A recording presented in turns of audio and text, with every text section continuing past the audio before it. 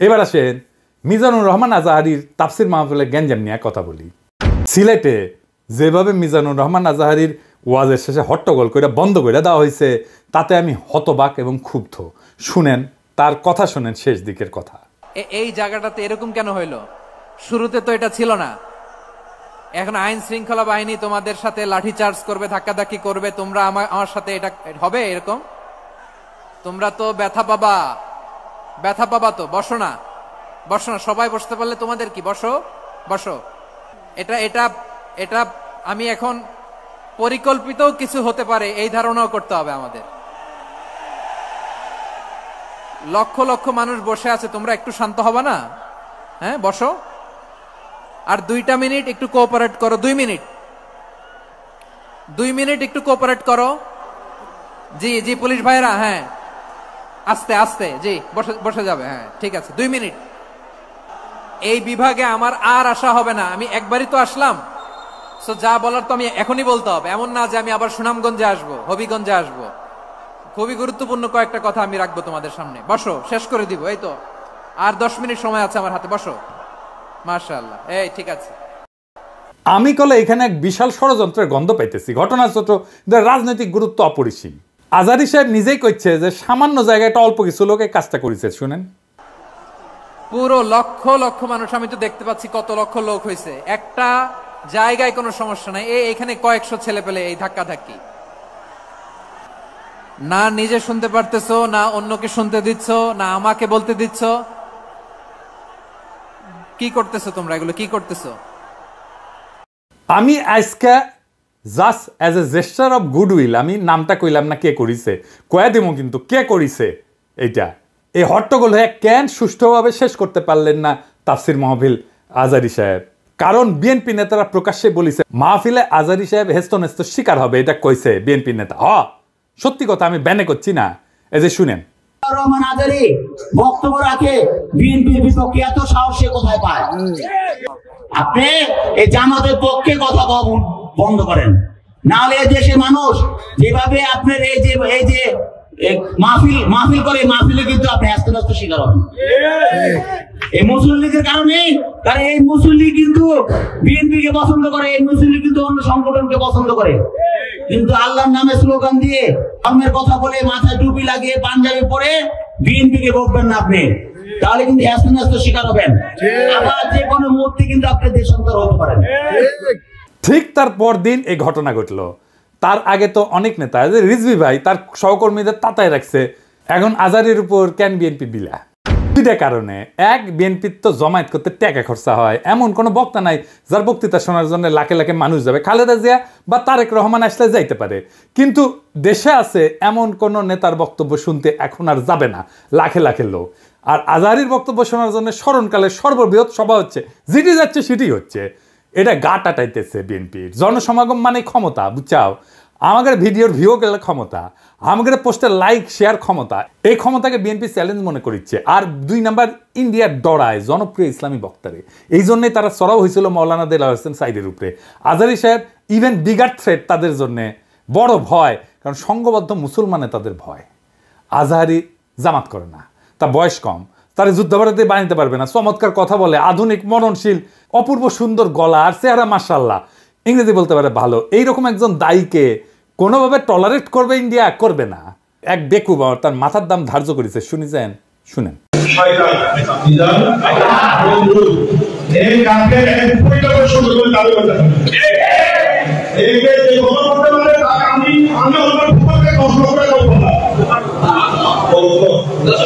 দেখেছেন তার জানের উপরে উঠে গেছে।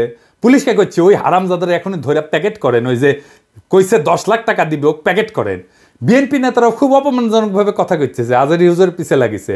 দেখেন দুদু ভাই কয় আজার নাকি মাজার কি যেন আছে, দেখেন শুনেন। ওই যে কে যেন আজার নাকি মাজার একজন আছে। দুদু ভাই, আপনারা যে বিএনপির দুদু বলে এটা জানেন? হ্যাঁ, দুদু বুকের দুদু নাম বিকৃত করেন কে? বেদবি কুটি থেকে শিখিছেন? আপনার কর্মী আপনার কথা না শুনে আজারি হুজুরের কথা শুনবি? এটা জানেন না তো? কর্মীর সাথে তো যোগাযোগ নাই, জিজ্ঞেস করে দেখেন। আজারি হুজুরের নাম শুনলে কয়বার সালাম দেয় শুনেন, আর আপনার পিছে যায় কি কয় শুনেন।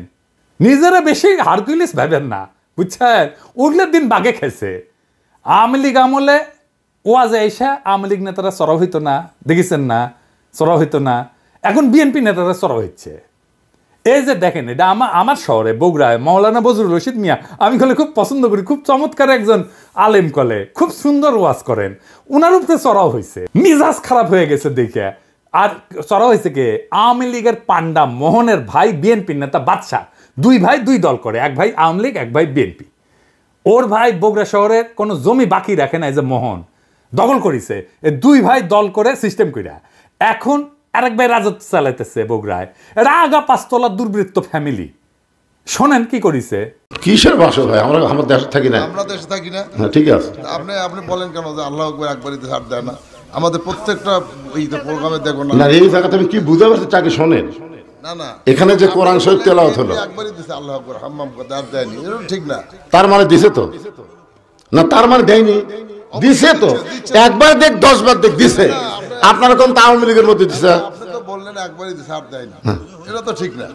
আমি একটু আমার প্রধান বক্তার সাথে বিহার করেছিলাম যে উনি বলতে চেয়েছিলেন যে একবারই হাম্মাম সাহেব বলছেন, এটা তারপর কি বলছেন আমি আসলে এই করি, যখন বলছে একবার বলেছেন আমি সেটাকে বিহার করেছি। আমরা ইসলাম কারো ব্যক্তিগত সম্পত্তি নয়, ইসলাম সকল মুসলমানের সম্পদ। কেউ যদি মনে করে এটা আমার ইসলাম আমার একাধিক আর করো না, এটা তো সঠিক না। যারা ক্ষমতার থাকতে যা করেনি, এরা ক্ষমতার যাওয়ার আগেই তার সাথে বেশি করতেছে। জোরে কোন কথা ঠিক কি না? রাধাবার সাথে আউট হয়ে গেছে। মাহফিলে যারা যাবেন, কোন রাজনৈতিক নেতা যদি আলেমের সাথে বেদবি করে না, একেবারে পায়দা ফেলাবেন, পারমিশন দিলাম, আমার নামে যেন কেস দেয়, আমি কয়ে দিছি। আর হুজুরেরা আপনাদের বলি, বেদবি নিয়েন না। আপনারা কোন আক্কেলে এই সমস্ত রাজনৈতিক দুর্বৃত্তদের ওয়াজের মঞ্চে আপনাদের পাশে বসতে দেন? ওদের সে যোগ্যতা আছে আপনার পাশে বসার? পাবলিকে তো আপনার ওয়াজ শুনবার এসেছেন নাকি? ওই গুলো ক্ষমা দেখবার আসছে, তা তো আসে নাই। আমি দুঃখিত, মুখ খারাপ করলাম, হুজুর বেয়াদবি মাফ করে দিয়েন, কিন্তু এ তো মেজাজ খারাপ হয়ে যায়। তো আপনি কেন ওগ্রে পাশে বসান কেন? আপনার ওয়াজে জমায়েতের ফুটেজ খাবার আসে, ওই হারামজাদা নিজেরা দেখলে তো পাবলিক আসবে না, কথাও কবার পারে না। আপনার ওয়াজের জমায়েতের ফুটেজ খাবার আসে, এটি এসে সে দেখায় যে আমি মেলা বড় নেতা। এগুলার পাত্তা দিবেন না, দাবরানি দিবেন, সাইজ হয়ে যাবে। ওয়াজের দিন তারিখ যেদিন ফাইনাল করবেন, ওই সময় কয়ে নেবেন মঞ্চে, যেন কোনো রাজনৈতিক নেতা না উঠে। এই হারামজাদাগুলো সেকুলার সাজে, কয় যে ধর্মকে রাজনৈতিক উদ্দেশ্যে ব্যবহার করা যায়। তুই উঠিস কেন ওয়াজের ইয়েতে? তুই রাজনীতি করিস তো, তুই ধর্মকে ব্যবহার করিস কেন? তাইলে তুই উঠিস কেন ওয়াজের স্টেজে, মঞ্চে? কোনো রাজনৈতিক নেতাদের বক্তব্য দিতে দেওয়া যাবে না। ওরা কয় না নির্বাচনে আসেন, রাজনীতিতে আসেন, কয় না। হ্যাঁ, এই যে দুদুভাই কইছে, এই যে শুনেন, ভাইরে রাজনীতি করবেন স্বনামে আসে, আড়াইলে আপনার লেগে রাজনীতি করেন। এবার কইবেন তুই এটা ওয়াজ কর, নিজে নিজে কর, দেখি হাউ মেনি প্যাডিতে হাউ মেনি রাইস, পারিস নাকি দেখি। আগামীর বাংলাদেশে রাজনৈতিক দুর্বৃত্তদের ঠাঁই নাই। হাজারো ছাত্র জনতা এমনি এমনি তাদের জীবন দেয় নাই। আমরা নতুন রাজনীতি চাই, আমরা নতুন কণ্ঠস্বর চাই, আমরা ফ্রেশ জিনিস চাই, সেকেন্ড হ্যান্ড মাল না। ইনকিলাব জিন্দাবাদ।